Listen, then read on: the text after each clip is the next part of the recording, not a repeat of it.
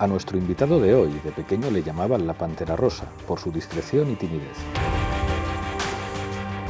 Aquella Pantera Rosa se convirtió después en uno de los actores españoles de mayor profundidad y brillantez.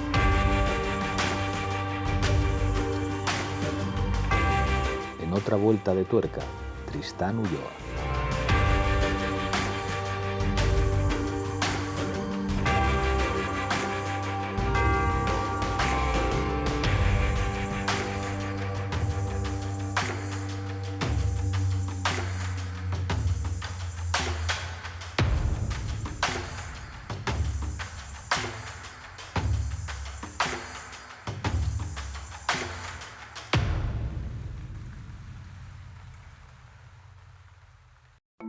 Tristán Ulloa, bienvenido a otra vuelta de tuerca. Bien hallado, un placer, un placer. Este programa es muy psicoanalítico y siempre empezamos por la infancia. Madre mía, sí. Tú naces en Francia, eres nieto de exiliados republicanos. ¿Cómo eras de pequeño? A mí me han contado que te llamaban la Pantera Rosa porque eras súper tímido y que no se imaginaban en tu familia que pudieras terminar siendo actor. Mi padre me aficionó mucho al mundo de la Pantera Rosa, me encantaba. Además, el mundo ya de Peter Sellers ya fue a consecuencia de... O sea, yo soy súper fan de Peter Sellers a raíz de eso. Pero la Pantera Rosa porque yo era muy sigiloso, hacía poco ruido en casa, no molestaba mucho. Y de repente mi familia se asustaban a veces cuando, ¡ay, estás aquí! Y era un poco así, muy introvertido, tenía un mundo interior como muy exacerbado y eso es lo que, bueno, de alguna forma pues lo encontré mi canal o mi vía de escape o mi terapia. Empezó como una terapia realmente, todo esto de la interpretación empezó así, y luego la vocación vino más tarde y la profesión pues también más tarde, ¿no? Pero a mí con ese carácter que yo tenía, pues por algún lado tenía que salir. No sé si por la interpretación o por cualquier otra disciplina hubiese salido, no lo sé. Ahora te pregunto por eso, pero hay una anécdota que me han contado, que eres tú muy pequeño y te están llevando a buscar a tu padre que estaba haciendo el servicio militar, sí, y que algo te empieza a ocurrir con los señores de uniforme que colocas a tu madre en una posición incomodísima. Madre mía, no sé dónde has sacado esto, pero sí. Sí, yo nací en Orleans, como bien has dicho, en Francia, y mi padre decidió, nada más nacer yo, decidió volver a España. Todavía vivía Franco y yo a día de hoy todavía no entiendo por qué mi padre quiso volver. Es una pregunta que tengo pendiente por hacerle, fíjate. Lo pensaba el otro día y todavía no lo he verbalizado y se la haré. y volvimos. Mi madre solo hablaba francés, era hija de exiliados republicanos, pero tenía una educación francesa, igual que mi padre. Mi padre era hijo de migrantes en los años 60, migrantes gallegos, y se conocieron en un barrio casi gueto español, ahí en Francia, en Orleans, que había muchos españoles exiliados. Mis padres tenían 21 años cuando yo nací, y mi padre tenía pendiente el servicio militar en España. Le llamaron a filas, vino aquí y estaba también estudiando la carrera económicas. Entonces, bueno, pues nos vinimos a España y yo ya tenía, cuando él empezó a hacer la mili, pues yo debía tener 1 año, 2 años y recuerdo ir a visitarlo a Colmenar Viejo. Era en Colmenar, un cuartel allí. La información que me han dado a mí es que tenías 3 años y era Colmenar Viejo. Ah, pues sí. Pues porque sí. Tenías que saber hablar, entonces con 1 año... Sí, sí, seguramente. No, sí, pero yo cuando vinimos aquí a España yo debía tener en torno a eso, no llegaba 1 año, una cosa así. Pero sí, mi padre estudiaba una carrera y tuvo que interrumpir por hacer el servicio militar y nos metíamos en un autobús ahí en Plaza Castilla y con todo, claro, con un niño, pues yo veía a cualquiera que veía vestido de uniforme y le llamaba papá. Y a mi madre pues eso le producía mucho sonrojo. Imagínate, una mujer francesa en aquella época, con la reputación que tenían las francesas en España. Época. En España, fíjate, había un mito que además a mi madre le hacía mucha gracia. A mi madre más una vez se lo preguntaron, ¿es verdad que las francesas no llevan ropa interior? Imagínate en aquella época lo que era este país y lo que era, bueno, que te voy a contar, y lo que era como esa película, lo verde empieza en los Pirineos, un poco eso. Cruzabas la cordillera y te encontrabas con un país que nos sacaba muchos años. Claro. Hay algo una cosa que me encantaba para preparar esta entrevista, que es un elemento generacional. Aunque nos llevamos algunos años, los dos somos de la generación que llaman X. Digamos, por contraste con los millennials que están ocupando todo el espacio y que lo dominan todo y que no nos dejan existir a los de la generación X. Entonces, para mí tu biografía y digamos, el cine que has ido haciendo tiene mucho que ver con lo que ha ido viviendo mi generación. Hay un primer elemento, digamos, como de patria sentimental, que son los años 80. Los años 80, cuando has sido niño en los años 80, tienen algo muy poderoso. Y tú los pasas en Vigo. Sí. Vigo es la leche. O sea, es como se habla mucho de la movida madrileña, pero Vigo es una ciudad clave para entender la reconversión industrial y toda la crisis que se produce a partir de ahí.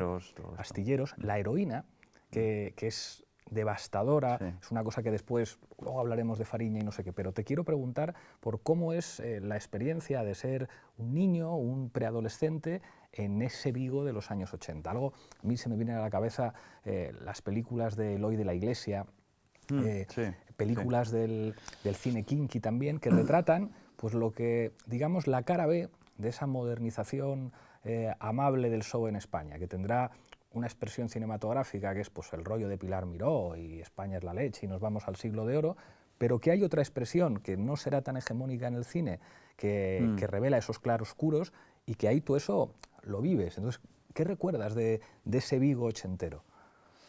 Yo llegué en el año 82, tenía 12 años, yo nací en el 70, y pasé mi adolescencia allí, hasta el 89 más o menos, 89, sí, volvimos a Madrid en el 89. Y fuimos allí porque, bueno, mi familia por parte de padre somos gallegos, somos de una aldea de Lugo, y mi padre trabajaba en una sucursal, en un banco. Y bueno, pues estábamos sujetos a traslados con el trabajo de mi padre. Yo recuerdo los años 80, unos años... Yo fui muy feliz en esa ciudad, porque a mí me resultaba, la imagen que el recuerdo que yo tengo de esa ciudad es una ciudad caótica. Y aun cuando he vuelto alguna vez, me lo sigue pareciendo, pero de otra manera, ya está un poquito más como asentada, ¿no? Y es una época muy convulsa, como tú bien has dicho, y una época de mucho disturbio, mucha depresión social, mucho paro, bueno, en fin, todo el mundo astilleros, reconversión industrial. A mí, fíjate, creo que Fernando León con Los lunes al sol la reflejó muy bien, dio dos pinceladas muy bien dadas sobre lo que era Vigo en aquella época, ¿no? Y yo recuerdo, bueno, por mis propios compañeros de colegio incluso yo jugaba baloncesto en aquella época y compañeros de básquet también, pues una ciudad que la gente se buscaba mucho la vida y había mucha droga también. Sí. La heroína hizo mucha mella en una generación, incluso anterior a la mía. Yo cuando llegué ya había pues, mucho yonki deambulando por las calles y lo veía, es una cosa que había ciertas zonas de Vigo que ya sabías lo que te ibas a encontrar, ¿no? Creo que se convirtió en una economía en aquella época Vigo tenía una economía de subsistencia, en lo que era clase media baja, clase media trabajadora, la gente subsistía y sobrevivía con lo que podía, incluso con cosas que no eran del todo legales. Bueno, ya hablaremos de Fariña y tal, pero el contrabando no estaba mal visto. Claro. El contrabando era una forma de vida. Yo recuerdo que a mí mi padre me mandaba a veces al kiosco a comprar tabaco de contrabando. Claro. Y el propio tipo que te atendía en el estanco te decía, ¿normal o de batea? Y de batea, obviamente. Batea era tabaco americano, sin el sello de tabacalera, y era más barato y molaba más. Pero si es que llegaba hasta Madrid, o sea, yo me acuerdo que llegaba, claro. Y era una cosa muy normal y muy normalizada. Fíjate, recuerdo incluso, hay una zona en Vigo que se llama La Piedra, que ahí estaban todo el tema del decomisos, bueno, pues toda la zona de contrabando, de tecnología, de casetes, de radiocasetes, de toda aquella época de los 80, de los Walkman y todo esto, pues todo lo que era un poco como Canarias, en la zona libre, la zona de impuestos y de tantas cosas que la policía hacía vista gorda allí, porque todo el mundo se beneficiaba de eso, y no solo la policía, poderes públicos, políticos y demás miraban para otro lado, porque era una forma de vida y porque seguramente también se llevaban algo de eso, ¿no? Y recuerdo que a veces se corría la voz de, oye, ha habido una incautación, no sé qué, tal, y se ve que han tirado por la borda no sé cuántos, un alijo de no sé qué, ya no digo de droga, a lo mejor eran unos paquetes de cintas de cassettes. Y sabíamos, los más expertos sabían hacia dónde iban esas cajas, por corrientes y tal, unas se sumergían y otras no se sumergían. Si están plastificadas, pues iban a determinadas playas, la playa de Patos, por ejemplo, Nigrán, por ahí.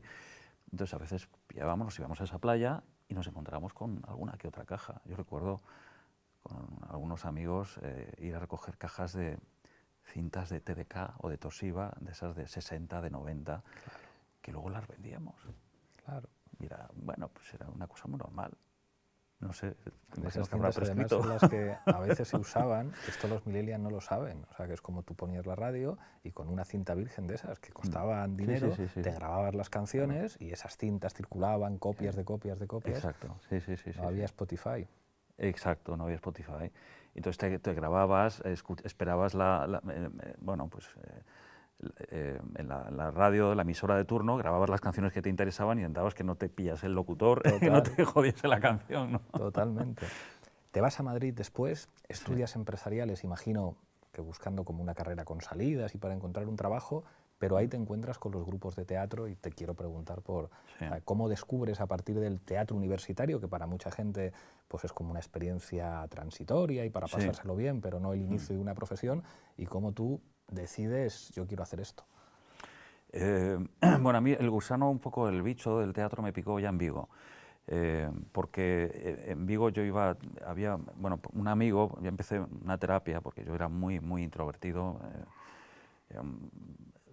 tenía ciertos problemas de comunicación importantes, era muy torpe comunicándome con la gente y realmente pues en casa estaban preocupados por eso y bueno, pues es verdad, empecé a ir a una terapia, pero un buen amigo, que lo sigue siendo a día de hoy, me dijo, oye, voy a entrar en un aula de teatro en el cole y tal, si te apuntas. Y yo, teatro, yo ponerme delante de la gente ni se me ocurre, ¿no? Y empezó eso como, de repente me encontré con una terapia de shock, ¿no? O sea, que encontré una vía de expresión que me ayudó muchísimo. Y sí es verdad que yo empecé empresariales en Vigo, a mi padre lo trasladaron a Madrid, pero yo ya tenía en la cabeza el irme a Madrid a hacer las pruebas en la Escuela de Arte Dramático, en la Resada, aquí. Y se dio la casualidad de que a mi padre lo trasladaron, dijo, bueno, pues venga, vale. Yo no comenté mis planes en casa y me presenté a las pruebas sin decir nada. ¿Y te preparaste para las pruebas? Me preparé para las pruebas, pero a todo esto sí es verdad que yo estaba yendo a la facultad de la Autónoma de Económica Empresariales y pasaba más tiempo en el aula de teatro que en la universidad, que en la facultad. Y allí realmente descubrí que me gustaba mucho.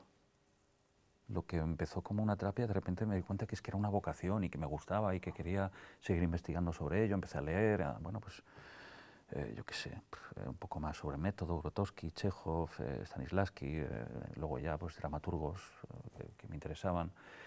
Y recuerdo que preparé las pruebas de la escuela sin decir nada en casa y un día viendo la tele, un reportaje en Telemadrid sobre la Escuela de Arte Dramático, mi madre me dijo, oye, esto es una escuela pública, ¿a ti no te interesaría hacer algo de esto? Y dice, madre mía, si tú supieras.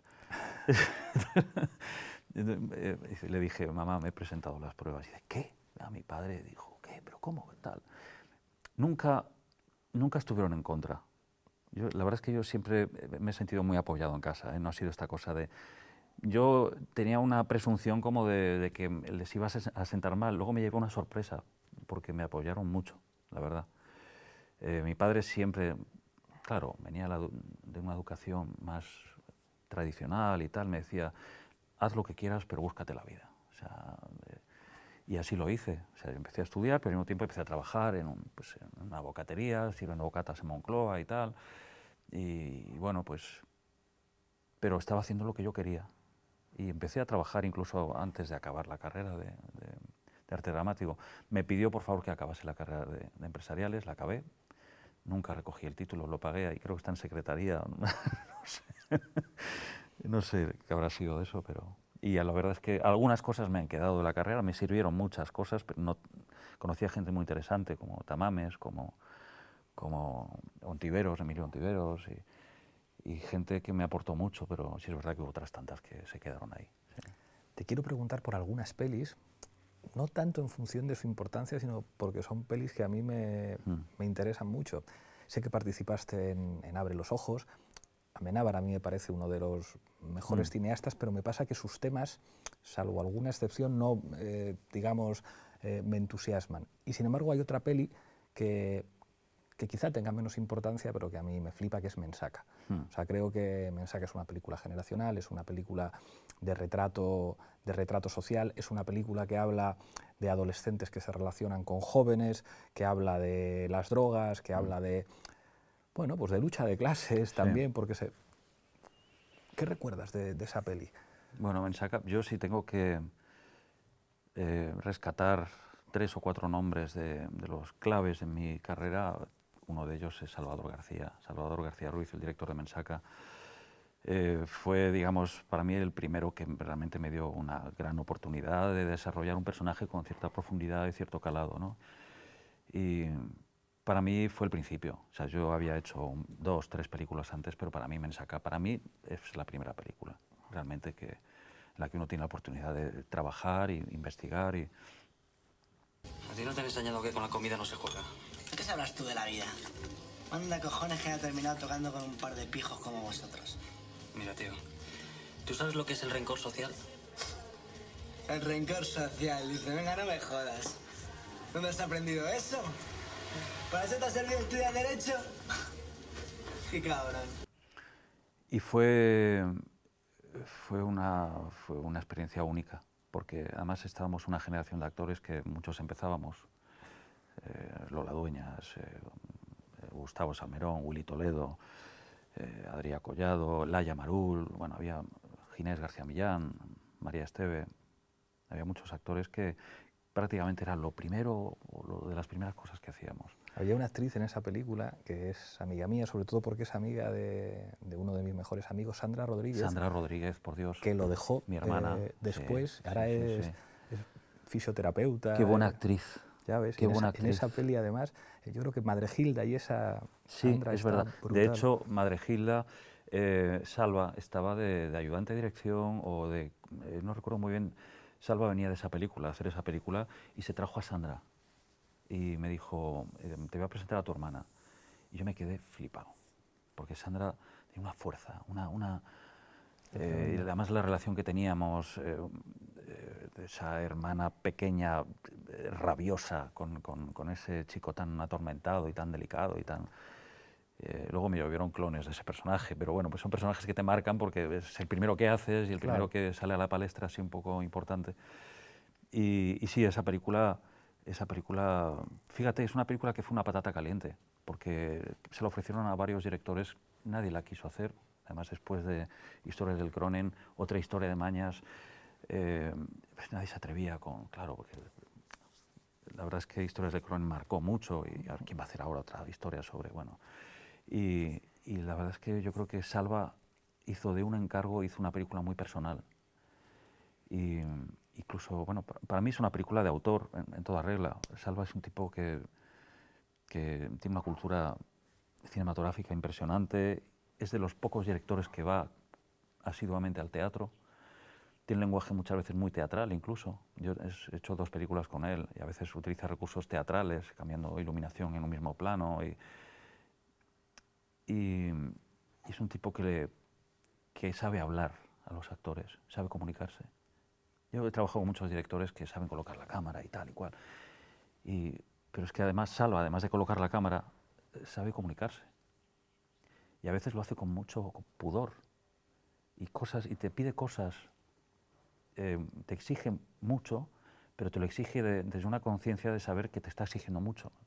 Entonces te lo pide con cierto pudor. Eres muy buena persona y y le da mucha vergüenza exigir. Entonces a veces te lo dice al oído, oye, aquí me gustaría, si puede ser. Dice, ya, ¿quieres ver tripa, no? Dice. Y yo lo he tenido alguna vez junto a la cámara, porque Salva nunca está en el combo, Salva está siempre pegado a la cámara, está a 1 metro de ti. Mientras tú estás trabajando lo tienes ahí. Y eso hasta que te acostumbras a tener al director ahí, pero también es bonito, porque lo ves que te acompaña, ¿no? Y yo alguna vez, haciendo alguna escena, algún plano, le he visto a él emocionarse fuera de cuadro, incluso ha tenido que irse porque estropeaba el plano. Y bueno, es maravilloso. Te quiero preguntar por otro director que a mí me flipa, sobre todo su principio, me parece además como inclasificable, que es Julio Medem. Sí. Hace primero La ardilla roja, Tierra y vacas, y luego Lucía y el sexo. Sí. ¿Cómo es trabajar? O sea, como siempre me ha generado mucha curiosidad esa mente extraña que tiene Medem, porque la mirada de Medem es absolutamente original. O sea, es como es muy difícil encontrar un director que tenga esa manera de estetizar, esa manera de... ¿Cómo es trabajar con un director así? Julio, bueno, es un tipo... Bueno, ya hemos forjado una gran amistad a lo largo de los años. Jules, yo le llamo Jules, es un tipo obsesivo con su trabajo y apasionado. Has puesto cara de Medem al decir No, obsesivo. no, sí, es que realmente a mí a veces me preguntan por él y yo siempre hablo de él con mucho cariño, pero si tengo que ser objetivo como actor y tal, es un tipo apasionado, es apasionadísimo con lo que hace y siempre que te lo encuentras es raro que no te cuente en lo que está metido, pero de una forma apasionada, como si fuese lo primero que hace o lo último que va a hacer y eso es impagable. O sea, alguien con tanta pasión es impagable. Y además que tiene esa mirada particular que tú dices. O sea, no ve... Tiene un mundo, un universo muy particular y una visión y una forma de hacerlo muy personal. Y eso, a él le gusta estar muy encima de todo. Eso es bueno y a veces no tan bueno. A veces es como el artista que está muy pegado a un lienzo y que el lienzo pues lo absorbe y se mete él en el lienzo y a veces tengo la sensación, y lo digo como algo, como desde un sitio con mucho cariño y con mucha amistad que le tengo, creo que a Julio le cuesta a veces echarse para atrás del lienzo y verlo desde ahí y tal, ¿no? Porque él está metido, él está dentro, él se impregna de todo y él está metido. Es un tipo muy generoso, te da muchísima información y es muy exigente. Y podemos hacer tomas y tomas hasta que él consigue el tono, la voz, el no sé qué. Y yo a veces tengo la sensación, haciendo ese personaje, yo una vez tuve una sensación como de estar haciendo algo que tenía que ver con él, que tenía que ver con su forma de ser, incluso de estar interpretándolo a él. Y si te das cuenta, yo a veces he contrastado opiniones con otros actores que han trabajado con él, tanto con Fele como con Nacho Novo, Carmelo y tal, y de alguna forma estamos haciendo de él. Él lo sabe, y estamos haciendo de él, y creo que todos esos personajes es un poliedro de lo que es la personalidad de Julio, y es complicado a veces, incluso los tonos, te da los tonos, te dicen, no, esta frase... Y finalmente estás haciendo una parte de él, y él está encima absolutamente de todo lo que le gusta controlar, y al mismo tiempo es un tipo muy generoso. Sí. Hay otra peli, quizás su resultado como película es más discutible, pero creo que es una de las pelis más importantes para mi generación, Diario de un Esquím. Una peli, además, por la que me han contado que todavía te preguntan por la calle, que es como, hostia, yo vi... Entonces, a pesar de que, pues yo que sé, creo que no es una peli como otras, sin embargo, es una peli que influye muchísimo en los adolescentes. Yo fíjate, yo me quedé, a mí me pasa con muchas películas, me ha pasado de quedarme con una sensación de, joder, podemos haber hecho algo mejor. Y sí lo pienso y lo digo, y seguramente pues, el director Jacobo Rispa también lo piensa. Y creo que era un tema muy interesante, y creo que el material de Antonio Salas era muy interesante y se podía haber hecho algo mucho mejor. Hicimos una película, mucha gente no lo sabe, la hicimos apenas 4 semanas, con un presupuesto exiguo y con una cosa más de, venga, va, no, de guerrilla que de otra cosa, ¿no? Y a ver qué sale. Y lo que me ha sorprendido es la repercusión, como tú dices, en una generación posterior y la explotación que ha tenido a nivel de videoclub. Yo pensaba que esto no va a ver nadie. Es que era la época de las bases autónomas, ahora ha sido el aniversario del asesinato de Lucrecia Pérez, es que era un tema... Sí, sí. Y creo que se podía haber hecho con mucho más rigor y con más... Y a mí se me acercan muchos adolescentes y no tan adolescentes. Joder, Diario de un Esquí, la mejor película de mi vida y tal. Y yo acepto mucho eso, ¿no? Yo acepto que la gente reciba como lo recibe. Yo no me hago cargo de cómo recibe alguien algo. Esto me ha cambiado la vida, o esto es una mierda, vaya película que... Y hay que aceptarlo, hay que decir, sí, tienes razón, para lo bueno y para lo malo.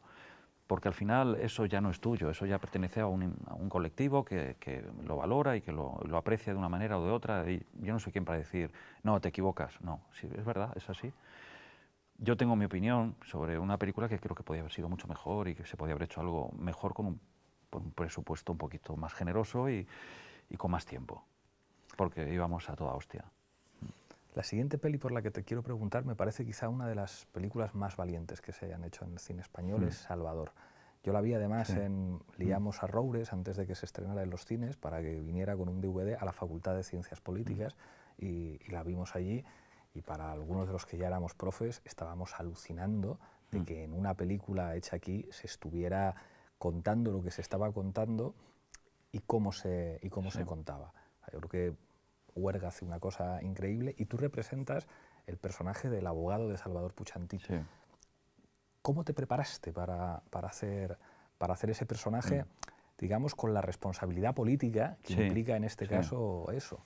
Oriol Arau, si hubo 2 víctimas en aquel momento, si hubo otra víctima además de Puig-Antich, fue Oriol Arau, un abogado que, bueno, amigo de la familia, de hecho fue pareja incluso de Carme Puig-Antich, una de las hermanas de Salvador, y fue Carme quien me ayudó a preparar el personaje.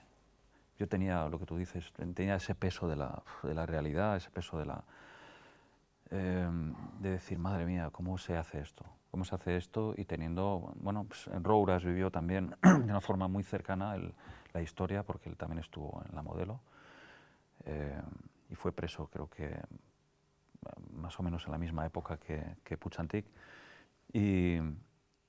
Y preparar este personaje con Carme fue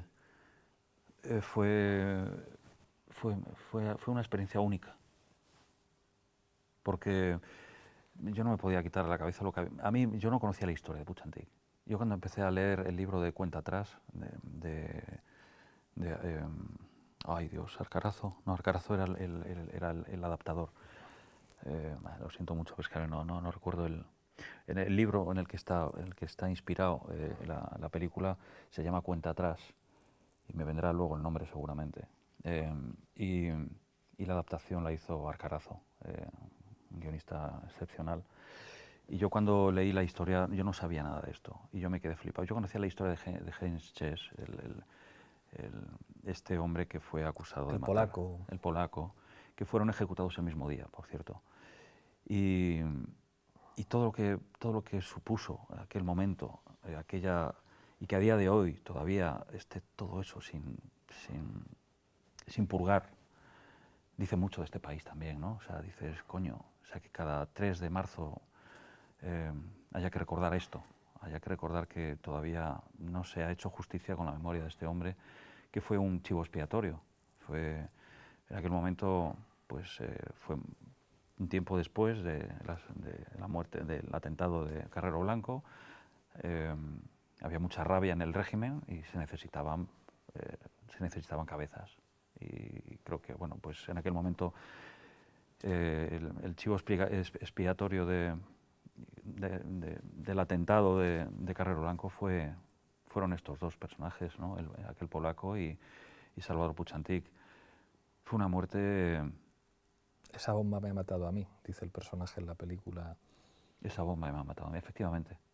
Y fue un momento, esa noche en Barcelona, yo creo que un gran contador de aquella noche fue Manuel Vázquez Montalbán, que en aquel momento estaba en un evento se celebraba no sé qué historia y él dijo: yo hoy no tengo nada que celebrar, se está matando a una persona, se está matando a Puig. Fue una muerte agónica para él y para todos los que le acompañaron. Tardó, no sé si fueron casi 2 horas en morir, esa muerte tan cruel. Todas las muertes son crueles por ejecuciones, pero esta, pues, ese método tan medieval, tan absurdo como es el garrote vil. Y bueno, pues este hombre no levantó cabeza, Uriol Arau no levantó cabeza de aquello y se hundió, cayó en una depresión tremenda y solo, bueno, terminó teniendo, creo que un tumor cerebral también, y ya vivió en la...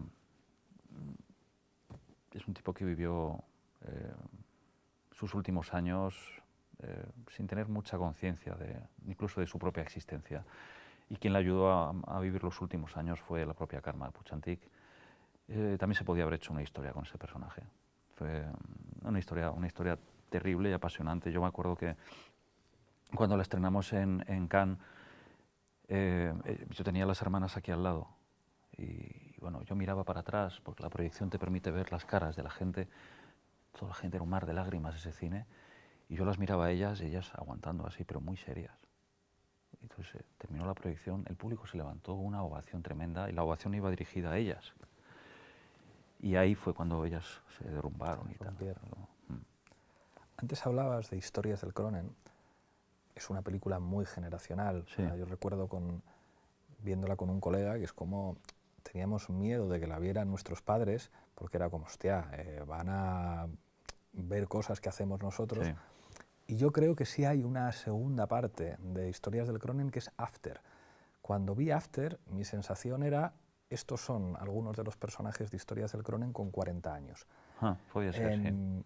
Más con el tema aquel de solo quedan las ganas de llorar. O sea, es como, creo que es la película de cómo puede terminar la generación X cuando llega a los 40. Enamorados de su juventud y con muchísimos problemas para escapar del hedonismo que se convirtió en una, digamos, como en una bandera generacional de una generación más alejada del compromiso político que otras, y que es como, joder, qué jodido es hacer con 40 y pico años lo mismo que te gustaba hacer con 20 y pico. Entonces, como el alcohol sienta peor, las resacas son peores, el sexo es otra cosa. Entonces... Como que trasnochado todo de repente, ¿no? Esto es, ¿no? Sí. Además que se llama After, o sea, es que es Sí. A mí es una película que para mí es iba a decir la mejor película de Alberto Rodríguez, pero que yo lo siento así. Para mí es una gran película y creo que, bueno, no tuvo el éxito que se mereció en su momento, pero yo estoy muy orgulloso de haber hecho esa película, porque, como bien dices, representa algo. Y hacerla, además, haberla hecho con Willy Toledo, yo ya había hecho Mensaca y con Blanca Romero, y con 3 personajes no muy alejados de nosotros, de cada uno de nosotros, la verdad. Y era una película que se hizo antes de la gran crisis de este país. Claro. Y eso se nota también. Las preocupaciones eran otras y las inquietudes eran otras, a lo mejor más, no sé, el mundo, el rollo existencial era otro. Digamos que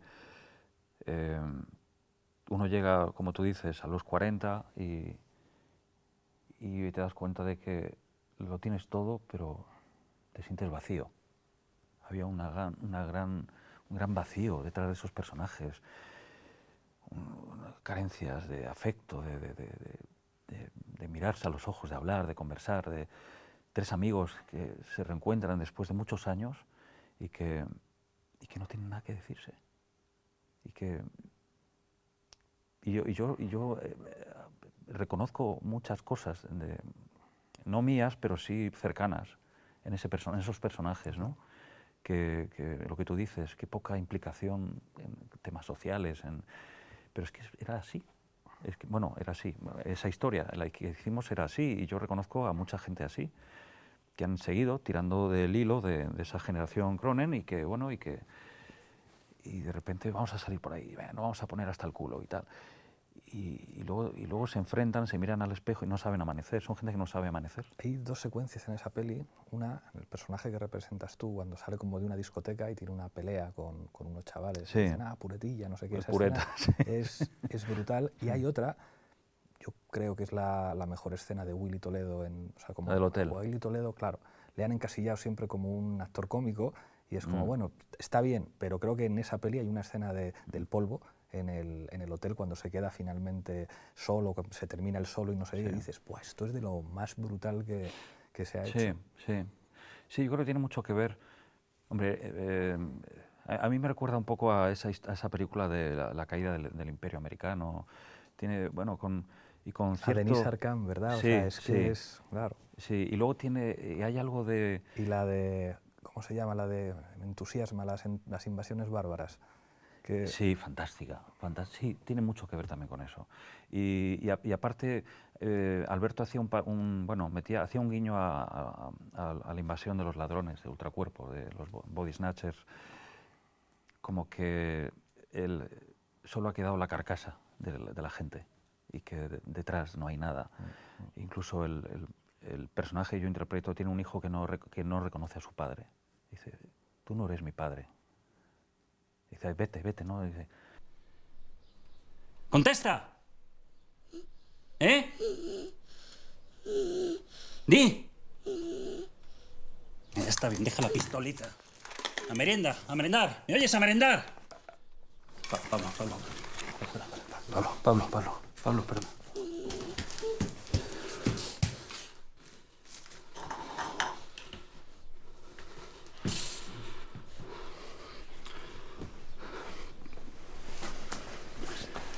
Y hay algo que él entiende lo que está diciendo el hijo, incluso le cabrea, incluso coge a su hijo, lo pone delante, bueno, toma, tu merienda, tu puta merienda, y la tienes, tal, tenemos una casa de la hostia, en una urbanización de la hostia. ¿Qué falta? ¿Qué falta? ¿Qué cojones falta? Falta lo que falta. Falta eso que se necesita para tener una relación mínimamente estable y de familia y de... Es un tipo que ya no sabe ya ni comunicarse ni con su mujer, que se le va la mano y la pega. Y dices, ¿qué es esto? Y además dices, si hubiese un motivo por el cual... No, pues son gente que lo tiene todo. Se aburren. Claro. Sí, exacto. Una serie, Las costuras del tiempo. Aquí El tiempo entre costuras, sí. Tiempo de costuras, eso. Sí. Que es una serie en la que tú interpretas a un ministro de Exteriores franquista. Sí. Aquí te quiero preguntar, yo tengo la sensación de que las series en España, salvo muy contadas excepciones, no se meten los medios de producción que hay en las series, sobre todo que se hacen en Estados Unidos. Y digamos, incluso en las series históricas, como que es muy difícil llegar al nivel que hay fuera. Yo creo que básicamente es un problema de pasta, de que hay todavía, yo creo, o sea, como muy pocas series españolas, a pesar de que algunas han tenido niveles de audiencia extraordinarios, digamos que puedan competir pues, con lo que hacía antes casi en exclusiva la HBO, pero ya empieza a haber series de altísima calidad en Netflix y en otras plataformas. ¿Qué me dirías de esta, del tiempo entre costuras? El tiempo entre costuras, deduzco que a ti no te gusta mucho. No puedo decir esto porque, claro... No, pero entiendo lo que dices, A mí lo que me pasó con el tiempo entre costuras, vamos a ver, a mí el material en el que está basado, a mí no, como lector, a mí no me interesaba mucho, lo puedo decir. Creo que es un bestseller y es respetable y que la historia que cuenta María Dueñas está bien. Yo no soy un poco el público de ese tipo de historias. Creo que se hizo algo bastante digno. Creo que se dio en aquel momento, te estoy hablando de hace ya, pues no sé cuántos años, pero 7, 8 años, no lo sé, 10, no lo sé, no 10 no, pero 7 u 8. Creo que se hizo algo bastante digno para la producción que había en aquel momento. Era un paso adelante en muchos sentidos. En 7 u 8 años han pasado muchas cosas. Sí. Pero es que en aquel momento, de repente, llevar un equipo de producción español de una serie, no de una película, a hacer 10, 12, 13 capítulos a Tánger o a Tetuán hostia, era un paso importante, ¿no? Y de repente llevarte coches de época y paralizar el centro de Tetuán o de... No sé, creo que hubo un esfuerzo muy grande a nivel técnico y también, bueno, pues, joder, de querer contar una historia con cierta enjundia y tal. Para mí, creo que hubo más forma que fondo en esa historia. Creo que se podía haber ahondado mucho más, por lo menos en lo que a mi personaje se refiere. Ya no entro en la historia. Creo que Adriana Ugarte hace un trabajo extraordinario. Me encanta Elvira Mínguez, estoy enamorado de Elvira porque es una grandísima actriz. Creo que hay grandes actores en esa, Carlos Blanco, en fin, no sé. Mi gran hermano del alma en muchas historias, que es Francesc Garrido. Pero creo que con mi personaje se podía haber hecho algo mucha más enjundia. Era un personaje muy peculiar, creo que al que se le lava mucho la cara también. En aquel momento se vivía un tipo que vivía de espaldas a lo que ocurría en la península, un tipo que muy hedonista, organizaba cócteles, fiestas, recepciones y tal, Y luego se habla de una historia de amor que tuvo con esta mujer, ¿no? Con Rosalinda, y se queda todo muy en esa cosa que, bueno. Ayer por la tarde estuve reunido con Franco para comentarle algunas cuestiones sobre su próxima reunión con Hitler en Hendaya. Traté de convencerle de lo poco conveniente que es para España entrar en la guerra del lado del eje. Estuvo tan cordial que hasta recordó los tiempos que compartimos en África. ¿Eran amigos? No, la verdad. De hecho, creo que Franco nunca me tuvo la más mínima estima. No sé, luego se han hecho series un poco en la onda, como en esta historia de amor de Primo de Rivera, que dices, bueno, ¿realmente es interesante esto? No lo sé. Vamos a otro tipo de series que... Te voy a preguntar por Narcos, pero empezando por Fariña. Sí. Son series que influyen en la política, que eso es increíble. O sea, como series que son capaces de condicionar la visión de los ciudadanos sobre determinados procesos. Y además, como ahora entramos con Fariña, a mí lo que me alucinó de Fariña, joder, es que está muy bien hecha. O sea, cuando yo entrevisté en este programa a Nacho Carretero, porque me flipó el libro además se lo hice llegar a Rajoy, y Rajoy lo leyó. Ah, sí. Lo leyó entero y se lo sabía todo. O sea, era como... Yo pensé, cuando le llevé el libro y no sé qué, dirá, pasará del tema, pero se conoce que empezó a ojearlo y como conoce a buena parte de los personajes, lo leyó y mandó un mensajito. O bueno, y no queda mal parado, él dentro de lo que cabe no queda bastante bien, sí, como queda fuera de, digamos, de los que estaban vinculados con el contrabando y con el narcotráfico.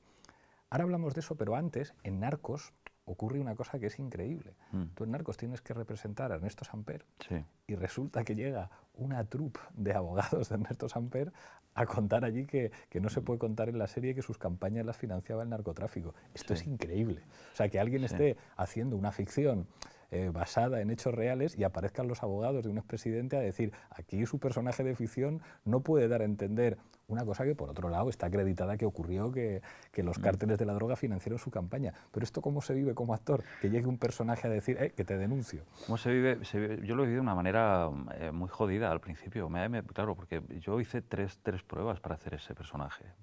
Bueno, al principio iba a ser uno de los estaba de finalista para uno de los protagonistas y bueno, pues se quedó ahí la cosa y después de 2, 3 pruebas y tal, y me dijeron, aún así queremos contar contigo, queremos que hagas un personaje que está muy bien y tiene son 6 capítulos de trama, es el presidente de Samper y empecé a documentarme y tal, y tipo interesante, empecé a hacer el coaching colombiano y todo esto.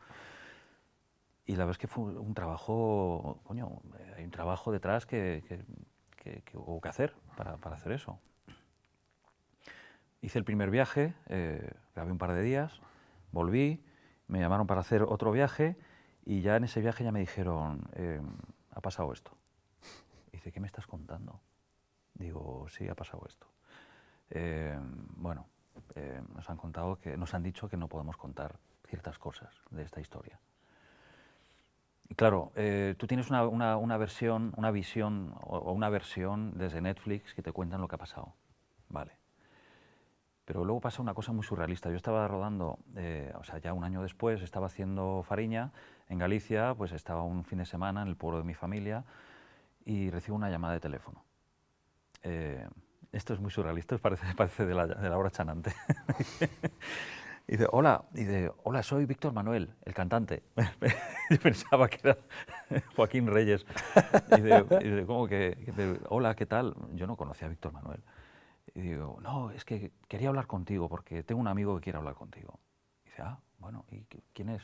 Es Daniel Samper, el hermano de Ernesto Samper.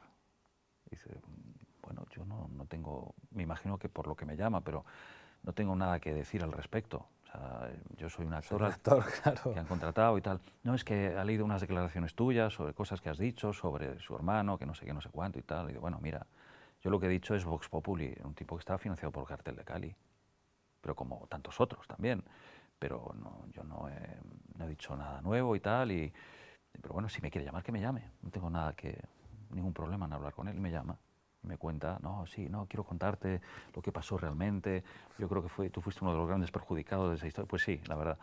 Pero bueno, y me contó más o menos que bueno, sí, es que Netflix cuenta una versión muy yankee de los hechos y yo te quería contar nuestra versión. Nuestra versión es una cosa que no iban a contar en la serie, es que en un avión en el que viajaba Ernesto había un alijo de cocaína que le habían colocado la DEA y que la intención era que cuando aterrizase detenerlo y tal y cual, o hacerle, no sé, la 13-14, y alguien del equipo de Ernesto en aquel momento se dio cuenta y dieron marcha atrás al avión y tal. Entonces como no consiguieron de aquella manera, eso en palabras de Daniel Samper, como no consiguieron su objetivo en el gobierno norteamericano de turno, pues fue declarado persona non grata, incluso se le impidió la entrada a Estados Unidos a Ernesto Samper. Esas son palabras de Daniel Samper. Yo nunca sabré lo que ha pasado, lo que ha dejado de pasar, obviamente. Como anécdota te puedo decir que la persona que me ayudó a preparar, una de las personas que me ayudó a preparar el personaje o el acento fue Erika Antequera, hija de un sindicalista asesinado en el momento en que le estaba estrechando la mano a Ernesto Samper en un aeropuerto.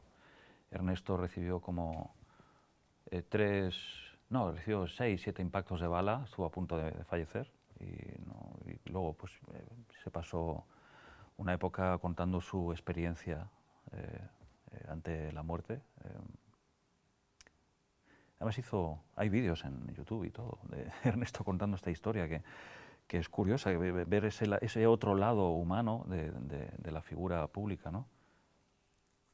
Y es una pena que Narcos se quedó, para mí fue eso, para mí se quedó en una aparición, bueno, anecdótica al final.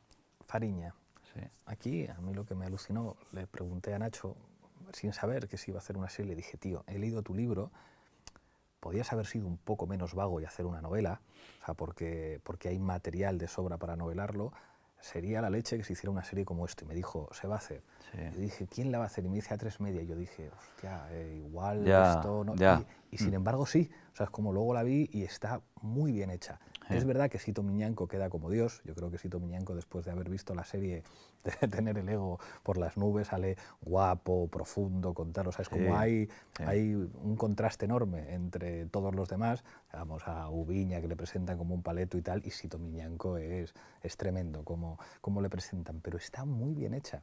Y tu personaje, joder, es súper creíble. O sea, es como además hasta cómo incorpora la enfermedad de la tos esta, que a mí me quedé alucinado que el tipo siga vivo, porque te he visto con fotos después y en la serie dices, joder, con la tos que tiene este señor no parece, o sea, como que se sugiere que esto va a acabar con él.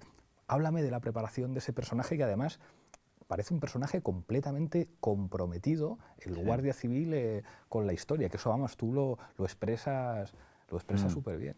Bueno, el personaje no existe como tal, no es un personaje real, está inspirado en un policía nacional, que en aquel momento, pues, no, en varios personajes realmente. Esta es un compendio de varios personajes. Sobre guión, yo tenía ciertas reservas también, las mismas que a lo mejor tú podías haber tenido cuando te dijeron que se iba a hacer para una cadena generalista. Yo leí el guión, me gustó mucho la historia, pero el personaje me parecía un poco plano, me parecía un poco cartón piedra. Era un poco el policía bueno que persigue. Sin complejidades, sin exacto, matices, claro. entonces no tenía dimensiones. Entonces hablé con el productor ejecutivo, el director y el productor, Carlos Sedes, Ramón Campos, oye, quiero hablar con vosotros y tal. ¿Qué os parece si se me ha ocurrido esto? Y les comenté que me gustaría hacer un personaje un poquito más oscuro, menos evidente, más pues con un conflicto a lo mejor con su padre, porque yo eso de alguna forma también lo conocía de haber vivido en Vigo, que más que menos tenía un familiar, un padre o alguien que se había dedicado al contrabando. Y en este caso pues un guardia civil que había hecho la vista gorda a los contrabandistas. Cuidado que es político. Tengo testigos, trabajadores del hotel que están dispuestos a ir a la prensa a contarlo todo. En esta guerra tiene que tener contentos a los dos bandos. Vale con ellos si quiere, pero no se olvide de mí. Usted decide con quién quiere que acabe, con ellos o con usted. Y luego, por otro lado, pues me apetecía mucho que hubiese algo, una urgencia vital en este personaje en acabar con esto. Entonces, bueno, pues se me ocurrió el tema de la enfermedad. Y eso se te ocurrió a ti. Sí, y fue bien recibido. Hostia. Yo había visto, hay gente que me habla que si tal, que si, no sé, cuando me hablan de referencias, yo creo que en el fondo hay una referencia que a mí me dio, que me gustó mucho y que no me importa reconocerla, que es Michael Shannon en Animales Nocturnos. Y además de, por supuesto, Clint Eastwood, cantan tantos personajes de esa tesitura. Pero me parecía muy interesante la urgencia vital, el rollo kamikaze, el rollo de decir, yo voy a caer, pero aquí antes me voy a llevar unos cuantos por delante, ¿no? Y el rollo de intachable tenía que ser por algo también, tenía que ser... El padre, entonces, ¿eso te lo inventaste tú? Sí, la figura del padre, me parecía que era importante. Y me junté con ellos y tal, lo hablaron con guión y tal, les pareció bien, y yo creo que ahí el personaje apareció un personaje nada evidente, y muy chusco, incluso me peleé porque no fuese uniformado, porque...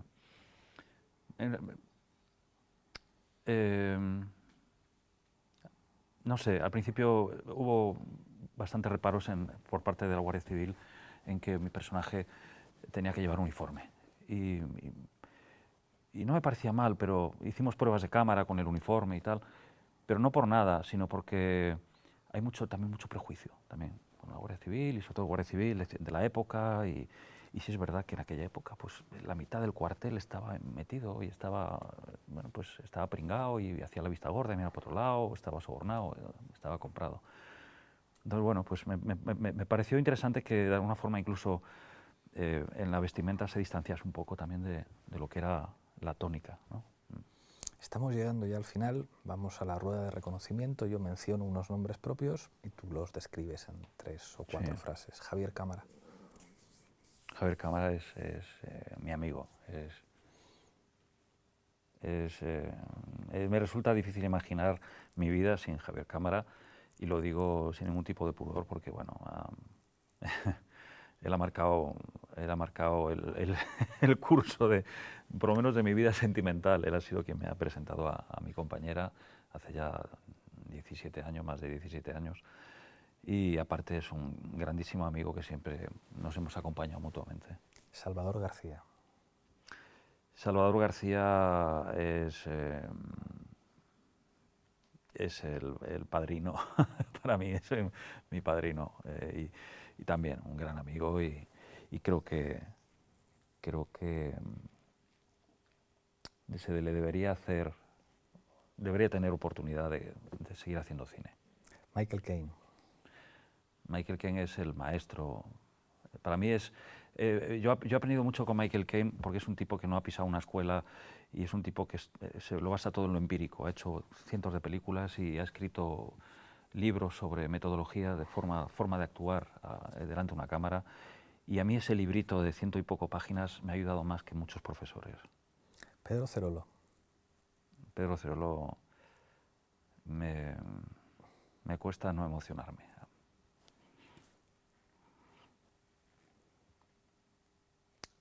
Hay silencios en las entrevistas que son más potentes que las palabras. Nos queda solamente el cuestionario. ¿Un libro que recomendarías? Un libro que recomendaría. Hay muchos. Ahora, por ejemplo, he vuelto un poco a investigar sobre lo que es la austeridad, las vueltas que da la vida, los cambios de torna que puedes vivir, que puedes sufrir, que nadie está exento de verse en la precariedad absoluta, haciendo la obra de Arthur Miller del Precio. Estoy recuperando el principio, los primeros libros de Paul Auster. Hay un libro que me encanta, que es El Palacio de la Luna. Y no sé, seguramente he leído muchos otros ahora recientemente que me han gustado mucho, pero ese me ha marcado especialmente siempre. ¿Una película? Joder. Sé que esto, preguntárselo a un actor es jodido. Sí, no, eso es muy complicado. Una película. Si quedaras con alguien para ver una película, ¿qué película le dirías? Vamos a ver esta que me gusta mucho a mí. O... No sé si te pasa a veces que es una manera también como de contarte a ti mismo, es decir, esta película sirve para explicarme.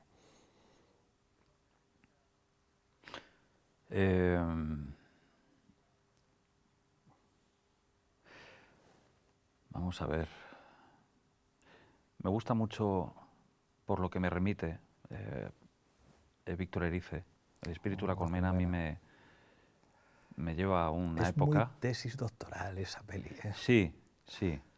Pero luego además te voy a decir otra, que a mí, que no tiene nada que ver conmigo, pero que me gusta mucho, que es el Guateque. A mí Guateque, o sea, Erice es una cosa que es más lo que simboliza esa película, lo que supuso para mí de pequeño. Incluso yo quise hacer un pequeño homenaje en una escena que dirigí a una escena que tiene en esa película, ¿no? Pero es más la forma en que yo he idealizado esa película que el hecho, pues yo no la he visto, hace muchos años que no la veo esa película y pues seguramente la tengo muy idealizada, pero bueno, prefiero tenerla así. Y luego el Guateque a mí es que Peter Sellers es que para mí es lo más. Y me cuesta mucho ver una película de Peter Sellers y no disfrutarla como un enano. Yo es que disfruto mucho de estos actores tan inclasificables, no sé.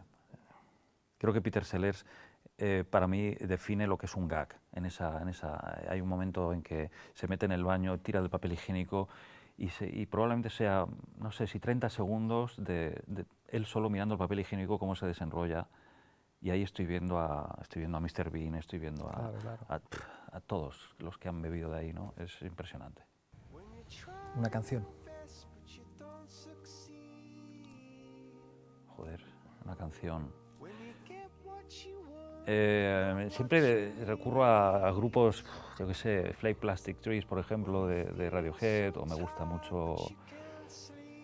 me está gustando Coldplay mucho por mi hijo, porque le gusta mucho Coldplay, y ahora pues Imagine Dragons, por ejemplo, también me está gustando mucho por él.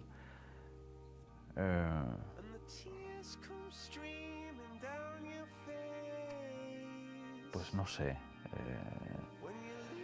Fix You, por ejemplo, Fix You. Creo que es una película que tiene es una canción que tiene un mensaje muy bonito, incluso generacional, intergeneracional. Sí. Ya solo me queda pedirte que cojas la taza de la tuerca con la mano izquierda y mirando a esa cámara brindes por lo que quieras. Bueno, pues brindo por la libertad, porque seamos libres de hacer, de decir y de soñar por mucho tiempo. Muchísimas gracias.